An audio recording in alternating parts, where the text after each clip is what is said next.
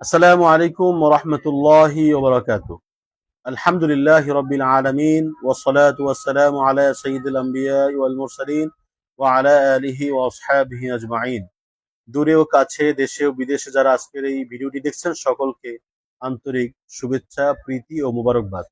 সম্মানিত দর্শকবৃন্দ, হজের ধারাবাহিক আলোচনার আজকের ১৩তম পর্ব। ১৩তম পর্বে গুরুত্বপূর্ণ আলোচনা হলো ওমরার সাই এবং হলক। আমরা এর আগের ভিডিওতে আমরা ওমরার তাওয়াফ অর্থাৎ গুরুত্বপূর্ণ একটি ফরজ তাওয়াফের বিষয়ে আলোচনা হয়েছে।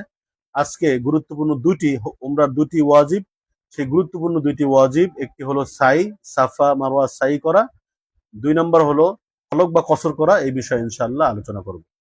সম্মানিত দর্শকবৃন্দ, আল্লাহর ঘর তাওয়াফ শেষে জমজমের পানি পান করে সাফা মারওয়া সাইর উদ্দেশ্যে সাফা পাহাড়ে অবস্থান করব। সেখানে গিয়ে কেবলামুখী হয়ে হাত তুলে দোয়া করা। দোয়া শেষে পবিত্র কোরআনের সূরা বাকারার এই আয়াত পড়ে, ইন্না সফা ওয়াল মারওয়াতা মিন শাআইরিল্লাহ ফামান হাজ্জাল বাইতা আও ইতামারা ফালা জুনাহা আলাইহি আন ইয়াতাওয়াফা বিহিমা ওয়া মান তাতাওয়া খায়রা ফাইন্নাল্লাহা শাকিরুন আলিম।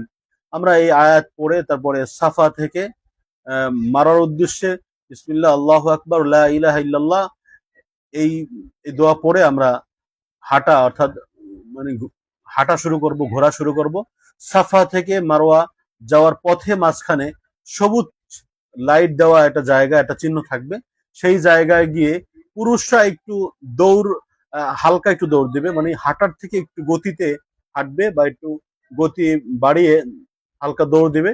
দৌড় দিয়ে ওই জায়গাটা অতিক্রম করে মারওয়া পাহাড়ে এসে আবার মারওয়া পাহাড়ে অবস্থান করে কেবলামুখী হয়ে আবার দোয়া করা। দোয়া করে সেই মারওয়া থেকে আবার সাফায় আসা, আবার বিসমিল্লাহ আল্লাহু আকবার বলে লা ইলাহা ইল্লাল্লাহ বলে আবার মারওয়া থেকে আবার সাফায় আসা। মারওয়া থেকে আবার সাফা পাহাড়ে আসার মধ্যখান বা আসার যে জায়গায় আবার সেই সবুজ বাতি যখন দেখবো, এরকম সবুজ বাতি জায়গায় আমরা কি একটু হাঁটার থেকে একটু স্পিডে যাব, দৌড় দেব।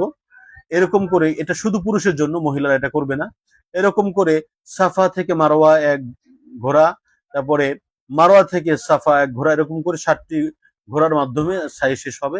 সাই শেষ হয়ে ওখানে সুযোগ থাকলে 2 রাকাত নামাজ পড়ে আল্লাহর কাছে দোয়া করে, দোয়া শেষ করে তারপর বের হয়ে আমরা ফলো করব। তাহলে ওমরার 1 নাম্বার ওয়াজিব সাই করা, সাই শেষ হয়ে যাবে। সাই শেষ। এছাড়া সাইয়ের মাঝখানে আমরা বিভিন্ন দোয়া পড়তে পারি, কোরআন তেলাওয়াত করতে পারি, জিকির আজকার করতে পারি। কোনো দুনিয়াবি কথা বা মানে কারোর সাথে কোনো হাসাহাসি বা এই যদি কিছু করবো না, আমরা আমরা এবাদতে বা দোয়া, জিকির আজকার, দুরূদ শরীফে আমরা মশগুল থাকবো।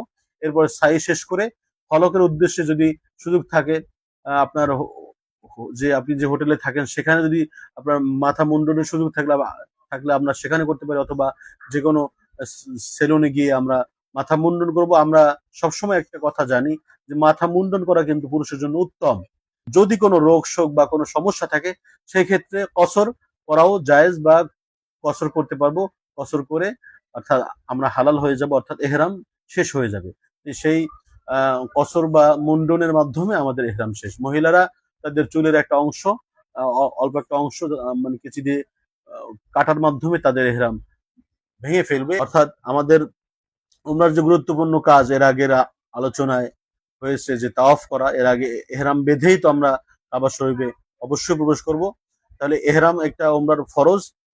কাবা ঘর তাওয়াফ করা এটা আল্লাহ তাআলার পবিত্র একটি বিধান। আল্লাহ তাআলা পবিত্র কোরআনে ইরশাদ করেন, সুম্মা লিয়াকুদু তাফাসাহুম ওয়াল ইউফু নুযুরহুম ওয়াল ইয়াতাওয়াফু বিল বাইতিল আতীক। তাহলে আল্লাহ তাআলার ঘরকে আল্লাহ তাআলা তাওয়াফ করতে বলেছেন। তাহলে ওমরা গুরুত্বপূর্ণ 2টি ফরজ এহরাম বেঁধে আমরা আল্লাহর ঘরে প্রবেশ করব। প্রবেশ করে তাওয়াফ, দ্বিতীয় ফরজ তাওয়াফ শেষ করে এবং প্রথম ওয়াজিব সাই শেষ করে দ্বিতীয় ওয়াজিব হলকের মাধ্যমে আমরা সকল কার্যক্রম আমরা শেষ করব। আল্লাহ রাব্বুল আলামিন এই হজ্জ তামাত্তু করার আগে যে ওমরা করব, আমরা ইচ্ছা করে ওমরা একবার কেন 8ই জিলহজের আগ পর্যন্ত আমরা একাধিকবার আমরা ইচ্ছা করলে ওমরা করতে পারি। এভাবে আল্লাহ রাব্বুল আলামিন আমাদের সকলকে হজ ওমরার সকল কার্যক্রম সুন্দরভাবে তার পছন্দ অনুযায়ী করার তৌফিক দান করুক এবং সকলকে হজ্জে মাবরুর নসিব করুক। সকল বলে আমিন। ওয়া আখির দাওয়ানা আলহামদুলিল্লাহি রাব্বিল আলামিন। আসসালামু আলাইকুম ওয়া রাহমাতুল্লাহি ওয়া বারাকাতুহু।